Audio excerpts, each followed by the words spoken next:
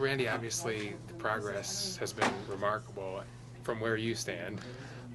What's going through your mind when you see what she's doing, bouncing the ball, speaking, eating on her own? Again, to me, it's a miracle because, again, when that accident first happened, they told us that call your loved ones. She's probably not going to make it through the night. So to watch her bouncing the ball and picking up a fork and eating and talking in short sentences, to me, is absolutely a miracle. And you can see the joy on her face that you bring her when you guys interact. What are those moments like? I mean, any small moment like that must mean so much, I would imagine. I just got goosebumps because, there's a connection. We've been together for 36 years. And so when I do walk in the room, I just, I was nervous at first and wanted to know if she's going to recognize me. And immediately, I mean, she can see out of that one eye. And as soon as she sees me, 99% of the time she smiles and I smile back. So it's it's nice. And there still seems to be this, as any long married couple will experience, this back and forth between the teasing, her hitting you, but that kind of, that seems like that's got to mean so much to you that that's there. Yeah. Little things. Yeah, one thing, we didn't know, and neither did the neurosurgeons know how she was going to come out of this. And so for us to be able to, kind of joke around, and she still has her sense of humor. And so I'll do some, crazy things like dance, and she'll just shake her head and go like this, like I'm embarrassing her, which is perfect. Yeah, because that's probably what you would have done before, That's right. That's right. It's a great relationship.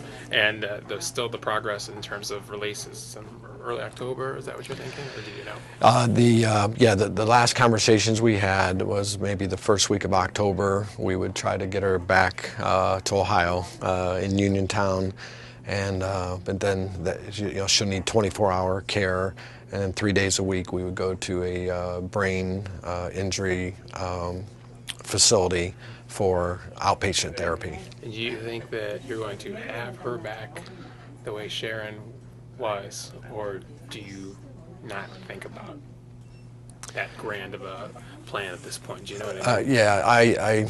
I can't help to think ahead, but the healthiest thing for me is to do one day at a time.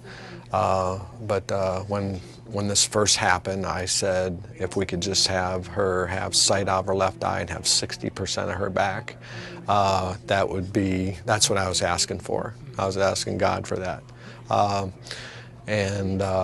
I think we're going to have more than 60% back of her. So. And the anger that you might feel over what happened, do you have to force yourself to let that go and focus on the small miracles that happen every day with her, or does it creep up? Or I have to let it go, but I'm human, so when I think about what she has to go through now, yes, there's some anger that can come out, no question, but I've been able to, I go right back to Sharon, and that's what keeps me focused is, what can we do for Sharon, and that's helped me. And she seems like she's got a great personality over this, so you hope that the personality is still there, and it would appear that it is. There's so much of Sharon that's still there. Again, her sense of humor. She has her times where you could ask her questions back a while, and she can come up with them, and then sometimes not.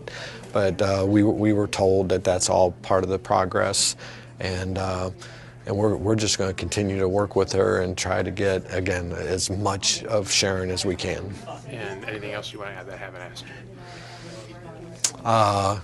I'd like to add this, is that Sharon getting better and progressing, it's a whole team of support from here in Pennsylvania, definitely back in Ohio. The Geisinger medical staff, the doctors, the rehab facility, they're amazing. And there's a whole team of people, the family. We've had so much support, visitors that has prompted Sharon's memory to the back, whether it be a teacher or a friend, and so that's why I look at it, is just everyone together is making Sharon better.